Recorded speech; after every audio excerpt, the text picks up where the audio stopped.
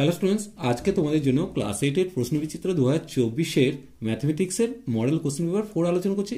এটা বরানগর রাজকুমারী Memorial girls high স্কুলের প্রশ্ন। চলো দেখে নাও। প্রথমে একের দাগ, নিম্নলিখিত প্রশ্নগুলির নির্দেশ মতো উত্তর দাও। এখানে তোমাদের 5টা করতে হচ্ছে, 1 নম্বর দিয়ে 5 নম্বর। একের কোশ্চেন, সত্য বা মিথ্যা লিখতে বলেছে। একটি সূক্ষ্মকোণ ও একটি স্থূলকোণ পরস্পর সম্পূরক হতে পারে। দেখো, সূক্ষ্মকোণটা যদি আমি 60 ডিগ্রি ধরি আর স্থূলকোণটা যদি 120 ডিগ্রি ধরি, তাহলে কত আসছে? সমষ্টি 180 ডিগ্রি। অর্থাৎ সূক্ষ্মকোণ এবং স্থূলকোণ পরস্পরের সম্পূরক হতে পারে, তাই এটা সত্য দিয়ে আছে। এরপর 2-এর কোশ্চেন, সঠিক উত্তরটি নির্বাচন করতে বলেছে। হার্ডি রামানুজন সংখ্যা বলা হয় 1729-কে, অর্থাৎ সি এর উত্তরটা সঠিক। এরপর দেখো, সঠিক উত্তরটি নির্বাচন করতে বলেছে। পি বাই কিউ একটি মূলদ সংখ্যা হলে এক্ষেত্রে কিউ নট ইকুয়াল টু 0, অর্থাৎ এক্ষেত্রে বি এর উত্তরটা সঠিক। এরপর দেখো, 4টা সঠিক উত্তর নির্বাচন করতে বলেছে। পাই চিত্রে তথ্যগুলিকে প্রকাশ করা হয় বৃত্তাকার চিত্রের মাধ্যমে, অর্থাৎ সি এর উত্তরটা সঠিক। এরপর শূন্যস্থান পূরণ করতে বলেছে। দেখো, এ মাইনাস বি তার হোল স্কোয়ারের সূত্র দিয়েছে, তাহলে আমরা জানি A square minus 2ab plus B square, তাহলে এই জায়গাটা মাইনাস 2ab বলছে। এরপর দেখো, সঠিক উত্তর নির্বাচন করতে বলেছে। 30 ডিগ্রি কোণের পুরো কোণের মান যখন দুটি কোণের সমষ্টি 90 ডিগ্রি হয়, তখন একটিকে অপরটির পুরো কোণ বলে। তাহলে একটি কোণ যদি 30 ডিগ্রি হয়, অপরটা কত হবে? 90 থেকে 30 বাদ দিয়ে দাও, তাহলে কত আসছে? 60 ডিগ্রি। তাহলে সঠিক উত্তর কোনটা হবে? এটা। প্রদত্ত সংখ্যাগুলির মধ্যে স্বাভাবিক সংখ্যাটি খুঁজে লেখো। দেখো, এটা দশমিক ভগ্নাংশ, এটা ভগ্নাংশ, এটা হচ্ছে মিশ্র ভগ্নাংশ। এটা তাহলে এখানের মধ্যে 4টা উত্তর হবে, কারণ 0টা কোনো স্বাভাবিক সংখ্যা নয়। এরপর দেখো, 2-এর দাগ, যে কোনো দুটি প্রশ্নের উত্তর করতে হবে। এখানে তোমাদের 4টে প্রশ্ন দিয়েছে, প্রত্যেকটা প্রশ্নের মান 2 করে। এটা দেখো, 1-এর 3 ও 3-এর 5-এর মাঝে দুটি মূলদ সংখ্যা লিখতে বলেছে। চলো দেখে নেব।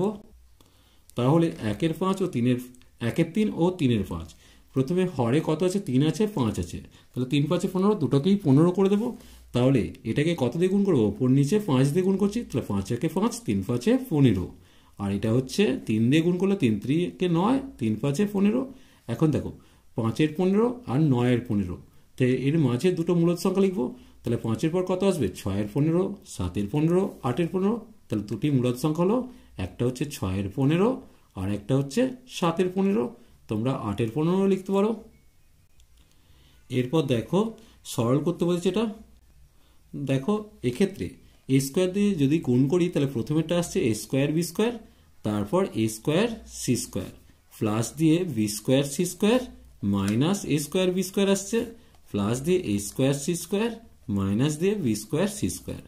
দেখো, এ স্কোয়ার বি স্কোয়ারের সাথে এটা কাটছে, এটা এ স্কোয়ার সি স্কোয়ারের সাথে এটা কাটছে, আর এটার সাথে এটা কাটছে, অর্থাৎ সরলফল কত এলো? 0। এরপর দেখো, 108-কে ক্ষুদ্রতম কোন ধনাত্মক সংখ্যাতে গুণ করলে গুণফল পূর্ণঘন সংখ্যা হবে? চলো দেখে নেব। তাহলে 108-কে প্রথমে 2 দিয়ে ভাগ করলে 54 পাচ্ছি, আবার 2 দিয়ে ভাগ করলে 27 পেলাম, 3 দিয়ে ভাগ করলে 9 পেলাম, 3 দিয়ে ভাগ করলে 3 পেলাম।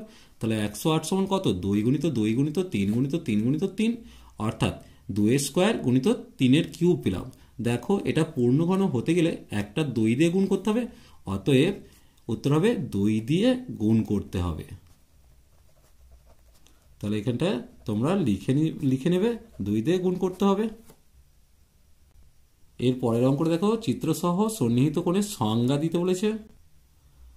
দুটি কোণ যাদের একটি শীর্ষবিন্দু এবং একটি সাধারণ বাহুর বিপরীত পাশে কোণ দুটি অবস্থান করে তাদের সন্নিহিত কোণ বলে।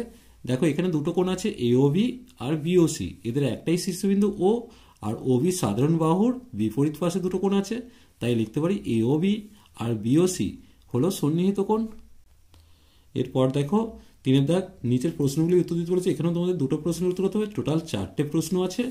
দেখো, প্রত্যেকটা প্রশ্নের মান হচ্ছে 3 করে। চলো, প্রথমটা হচ্ছে মান নির্ণয় দিয়েছে।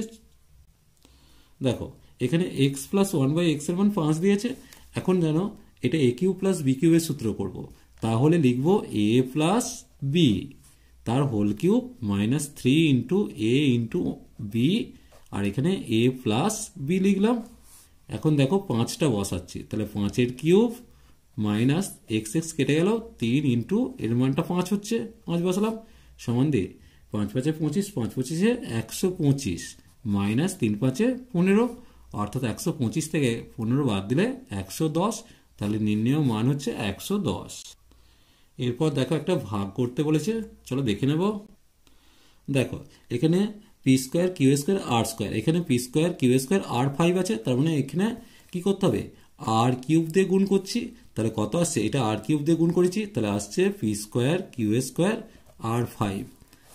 লাইনটার নাম চিহ্নগুলো চেঞ্জ হয়ে গেল, তাহলে এখানে মাইনাস পি কিউব কিউ 5 আর স্কোয়ার করলাম। এখানে দেখো পি কিউব আছে, তাহলে এখানে পি দিয়ে গুণ করতে হবে, অবশ্যই মাইনাস, তাহলে মাইনাস পি, তার সাথে কিউ কিউব দিয়ে গুণ করতে হচ্ছে, তাহলে কি এলো, মাইনাস পি কিউব কিউ 5 আর আর স্কোয়ার। এটা চিহ্ন চেঞ্জ করে এটাকে কেটে দিলাম, তাহলে কত নামছে, পি 5 কিউ কিউব আর স্কোয়ার। এবার এখানে যেটা করতে হবে, পি 5 আছে তাই পি স্কোয়ার দিয়ে অবশ্যই পি কিউব দিয়ে গুণ করব, তার সাথে কিউ একটা থাকবে, তাহলে প্লাস পি কিউব আর কিউ দিয়ে গুণ করলাম, তাহলে কত আসছে, পি 5 কিউ কিউব আর স্কোয়ার। এটা চিহ্ন চেঞ্জ হলো, কেটে গেল, তাহলে ভাগফল কত এলো, আর cube minus P Q cube plus P cube Q. এরপর দেখো একটা উৎপাদক বিশ্লেষণ দিয়েছে, চলো দেখে নেব। দেখো এই উৎপাদক বিশ্লেষণটা কিন্তু খুবই ইম্পর্টেন্ট, এটা তোমাদের ফার্স্ট সেমিস্টার পরীক্ষাতে আসতেই পারে, আসার সম্ভাবনা ম্যাক্সিমাম আছে। দেখে নাও, X cube minus 9y cube minus 3xy into X minus Y আছে। প্রথমত 9y কিউবকে ভেঙে আমি একটা ওয়াই কিউব এখানে রাখবো আর একটা শেষে করব, তাহলে কত হচ্ছে, X cube minus Y cube minus 3xy into X minus Y, আর এখানে মাইনাস 8y কিউব পড়ে আছে। এখন এখানটা একটু খেয়াল করো, A cube minus B cube minus 3ab into A minus B, তার মানে কিসের সূত্র, এ মাইনাস বি তার হোল কিউব, তাই লিখেছি এক্স মাইনাস ওয়াই তার হোল কিউব মাইনাস এটাকে 2y তার হোল কিউব আকারে প্রকাশ করেছি। এখন দেখো এটা এ কিউব এটা বি কিউব, এ কিউব মাইনাস বি কিউবের সূত্র কি, উৎপাদকের এ মাইনাস বি, সেকেন্ড ব্র্যাকেট দিয়ে A square plus A B plus B square, তাহলে কত পাচ্ছি, এক্স মাইনাস 3y, কারণ এই ওয়াই আর এই 2y মাইনাস 3y হয়ে গেছে, আর এটাকে দেখো এক্স মাইনাস ওয়াই তার হোল স্কোয়ার করেছি, অর্থাৎ x square minus 2xy plus y square. এটাকে গুণ করছি, দেখো এক্স দিয়ে গুণ করলে 2xy প্লাস আসছে, আর minus 2y square plus 4y square. এরপর দেখো এখানটা বন্ধনীটা শেষ করো, 2xy কেটে গেল, তাহলে এক্স মাইনাস 3y লিখেছি, তার সাথে কত আসছে না এক্স স্কোয়ার, কি আসছে এক্স স্কোয়ার থাকছে, আর এখানে দেখো ওয়াই স্কোয়ার কটা আছে, একটা, আর এখানে চারটে, পাঁচটা হলো, পাঁচটা থেকে দুটো বাদ দিলে তিনটে থাকছে, তাই লিখেছি x square plus 3y square. আজ এই পর্যন্তই, নেক্সট ভিডিও নিয়ে খুব তাড়াতাড়ি হাজির হবো। ভিডিওটি ভালো লাগলে লাইক শেয়ার ও কমেন্ট করো, পারলে চ্যানেলটিকে অবশ্যই সাবস্ক্রাইব করে নিও। চলো টাটা, বাই বাই।